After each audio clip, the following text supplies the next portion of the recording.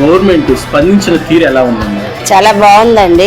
ఇప్పుడు వరకు ఇట్లాగ స్పందించిన ప్రభుత్వం అయితే లేదండి. అంటే మీరు ఏమన్నా అనుకోండి, మాకు రాజకీయాలతో పని లేదు, మాకు మంచి చేసేవాళ్ళే మాకు కావాలి. ఈ రోజు ఇక్కడ 137 మంది తలదాసుకొని ఉన్నాం. అంటే ఈ గవర్నమెంట్ అంత అలౌట్ గా ఉంది. ఇప్పుడు గవర్నమెంట్ మీకు అన్ని ఏర్పాట్లు చేసిందమ్మా ఇక్కడ?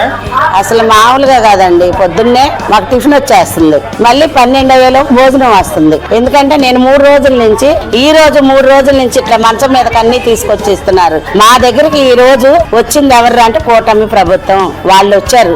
ఈ రోజు 130 మంది ఇక్కడ 4 రూముల్లో ఉన్నాం. ఈ రోజు ప్రతి ఒక్క అధికారి వస్తున్నారు. నిన్నటి నుంచి అడుగుతున్నారు. ఇవాళ బెడ్ 40 మందికి లేవు, పరుపులు వేసుకొని పడుకుంటున్నారు. వెంటనే స్పందించి 40 మందికి బెడ్లు వచ్చేసింది. చిన్నపిల్లలకు పాలు వస్తున్నాయి, బిస్కెట్స్ వస్తున్నాయి. గవర్నమెంట్ త్వరగా స్పందిస్తుందని మీరు అనుకున్నారు? అసలు మేము అనుకోలేదండి ఇంత తొందరగా, ఇంత స్పీడ్ గా. మళ్ళీ నిన్న వచ్చి చెప్పెళ్ళారు, ఎమ్మట నిన్న బిర్యానీ పంపించారు అందరికి.